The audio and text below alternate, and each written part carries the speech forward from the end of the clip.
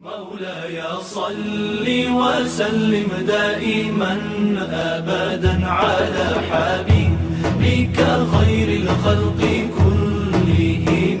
مولاي صل وسلم دائما أبدا على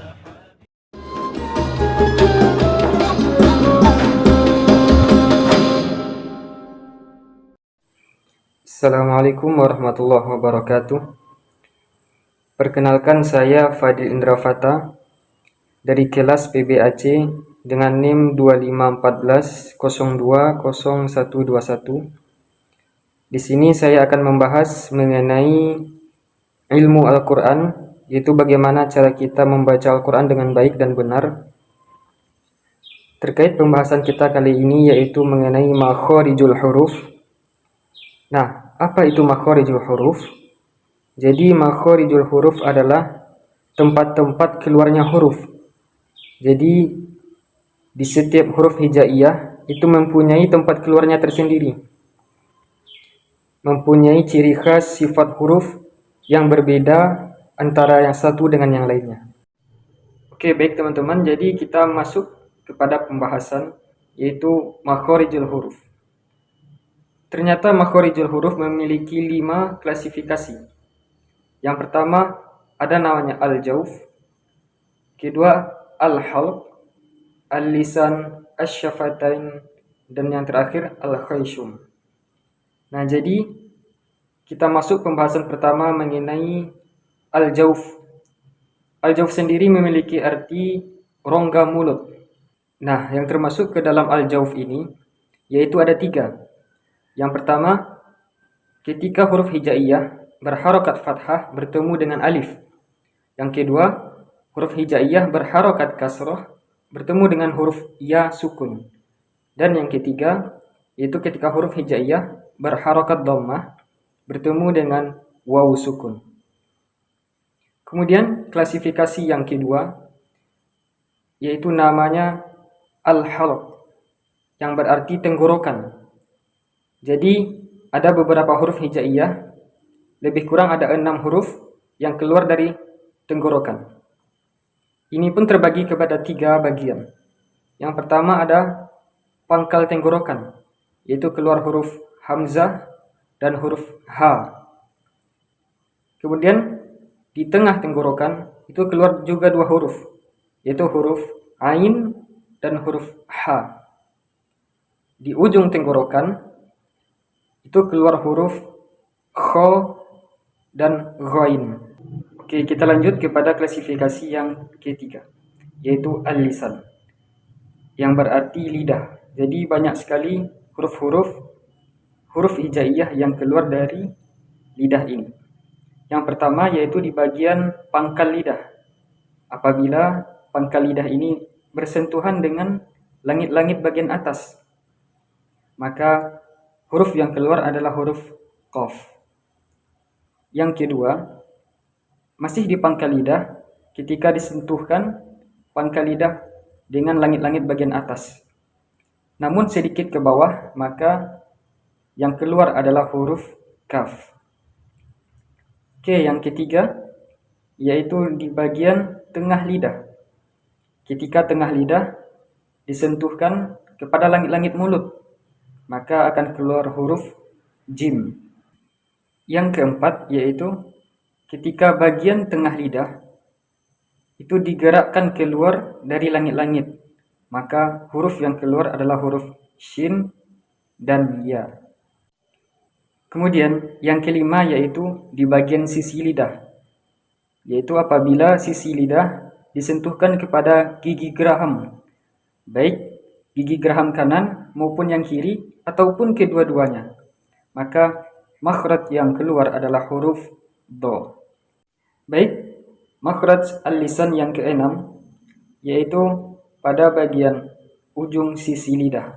Ketika disentuhkan dengan langit-langit gusi dekat gigi seri atas, maka makhraj yang keluar adalah huruf lam. Yang ketujuh yaitu masih pada bagian ujung sisi lidah, di tempat keluarnya huruf lam namun sedikit ke bawah, maka makhraj yang keluar adalah huruf nun.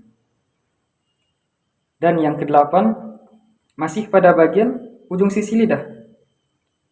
Di tempat keluarnya huruf nun, namun sedikit ke bawah, itu keluar huruf ra. Nah, yang kesembilan yaitu pada bagian ujung lidah. Itu apabila ujung lidah disentuhkan dengan gigi seri atas, maka makhraj huruf yang keluar adalah huruf to, dal, dan ta. Dan yang ke-10 yaitu masih pada bagian ujung lidah, ketika ujung lidah berada sejajar dan mendekat ke atas bagian gigi seri bawah, maka makhrajnya adalah huruf shad, zai, dan sin. Dan yang terakhir yaitu masih sama pada ujung lidah, yaitu ketika ujung lidah disentuhkan dengan ujung gigi seri atas, maka makhraj yang keluar adalah huruf dha, dzal, dan tha. Oke, kita lanjut kepada klasifikasi yang keempat, yaitu asy-syafatain, yang berarti dua bibir. Jadi ada dua makhraj pada asy-syafatain ini. Yang pertama yaitu ketika bibir bagian bawah bersentuhan dengan gigi seri bagian atas, maka makhraj yang keluar adalah huruf fa. Kemudian yang kedua yaitu huruf yang keluar pada dua bibir, yaitu huruf waw, ba, dan mim.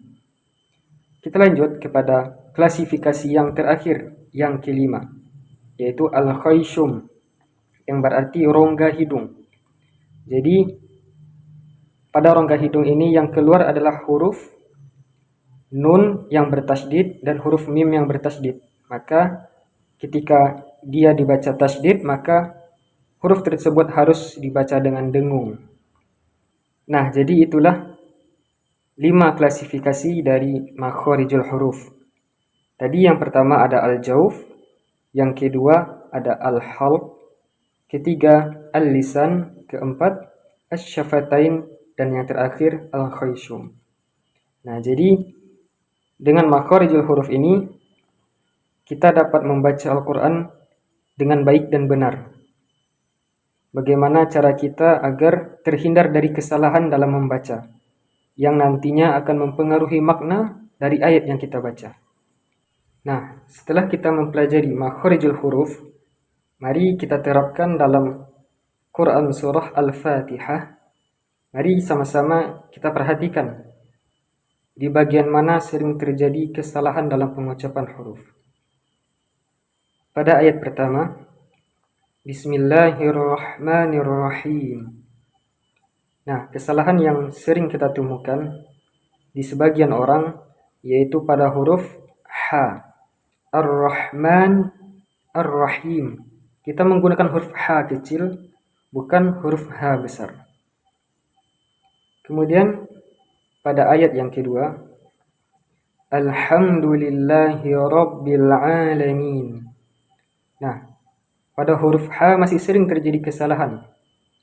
Harusnya kita menggunakan huruf ha kecil. Alhamdu. Kemudian pada kalimat alamin, yang harus kita gunakan adalah huruf ain, bukan huruf hamzah. Ketika kita membaca alamin, maka akan berubah artinya. Maka yang benar adalah Alhamdulillahi Rabbil Alamin. Pada ayat yang ketiga, Ar-Rahmanir-Rahim. Kesalahan yang mungkin tidak kita sadari, yaitu pada huruf ra. Ra ini termasuk ke dalam huruf tebal. Nah, dengan pengucapan yang tebal, kita tidak menggunakan vokal O, ar-rah, maka disitulah kesalahannya. Yang harusnya kita gunakan yaitu vokal A, Ar-Rahmanir-Rahim. Karena di dalam pengucapan Arab itu tidak ada penggunaan vokal O. Yang ada hanyalah vokal A, I, dan U. Kita lanjut kepada ayat yang keempat. Maliki yaumiddin. Mungkin kita tidak sering menemukan kesalahan pada ayat ini.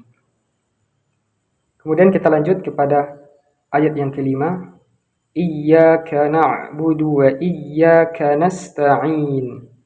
Nah, kesalahan yang sering kita temukan yaitu dalam pengucapan huruf ain. huruf ain yang sukun maupun huruf ain yang berharokat. Iyyaka di situ penggunaan huruf ain bukan huruf hamzah. Kemudian wa iyyaka nasta'in, juga penggunaan huruf ain bukan huruf hamzah. Kemudian kita lanjut pada ayat yang ke-6. Ihdinas siratal mustaqim. Nah, kesalahan yang sering terjadi yaitu pada huruf so, to, dan qaf. Itulah huruf yang harus kita gunakan. Kadang di sebagian orang kita temukan mereka menggunakan huruf sin, huruf ta, dan huruf kaf. Maka ketika itu berubah, maka juga akan berubah maknanya. Disitulah letak kesalahan yang tidak kita sadari. Kemudian ayat yang terakhir. Siratal ladzina an'amta 'alaihim ghairil maghdubi 'alaihim waladdallin. Nah, kesalahan yang sering kita temukan masih pada huruf-huruf isti'la. Itu huruf so, to, huruf qaf. Kita perhatikan. Siratal ladzi, huruf so sering terjadi kesalahan. Alladzi juga sering terjadi kesalahan. Kebanyakan orang menggunakan huruf zai. Namun yang harus kita gunakan di sini adalah huruf zal di ujung lidah. Siratal ladzina an'amta 'alaihim. Penggunaan huruf ain. Kita bedakan an'amta 'alaihim. Di mana harus kita menggunakan ain, di mana kita harus menggunakan hamzah. Kemudian kita lanjut ghairil maghdu, penggunaan huruf ghain. Nah, di sini sering kita temukan ada orang-orang yang melafalkan dengan melantunkan huruf ghain ketika sukun. Maka itu salah. Ghairil maghdu. Disitulah letak kesalahannya. Harusnya mengalir karena sifatnya rakhawah. Ghairil maghdu bi'alaihim waladdallin. Nah, pengucapan huruf do juga seperti itu. Termasuk kepada huruf yang berat, namun kita tidak menggunakan vokal o. Yang kita gunakan adalah vokal a. Do. Waladdallin. Jadi itulah koreksi dalam pelafalan Quran surah Al-Fatihah, kesalahan yang sering kita temukan. Nah, setelah kita tahu di mana letak kesalahannya, maka hendaknya ke depannya kita bisa membaca surah Al-Fatihah, menerapkannya ketika kita melaksanakan sholat, yaitu dengan bacaan yang benar. Berikut ini mari kita dengarkan contoh pelafalan surah Al-Fatihah yang sesuai dengan makhrajnya. A'udzu billahi minasy syaithanir rajim. Bismillahirrahmanirrahim.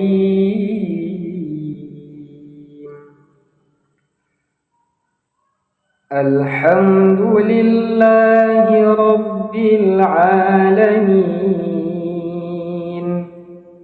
Ar-Rahmanir Rahim.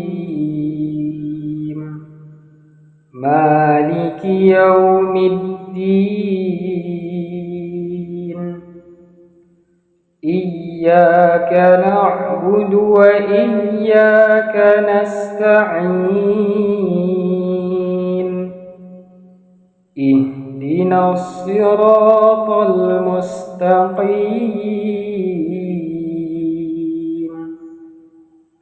Siratal ladzina an'amta 'alaihim ghairil maghdubi 'alaihim waladdallin. Amin. Oke, baiklah, mungkin itulah pembahasan kita pada kali ini, yaitu mengenai makharijul huruf dan penerapan di dalam Quran surah Al-Fatihah. Semoga dengan kita mempelajari ilmu Al-Quran ini, terkhusus bagaimana cara kita membaca Al-Quran, kita berdoa kepada Allah agar kita semua mendapat rahmat di sisinya dan selalu dikuatkan hati kita istiqamah berada di jalannya. Saya akhiri, wabillahi taufiq wal hidayah, wassalamualaikum warahmatullahi wabarakatuh.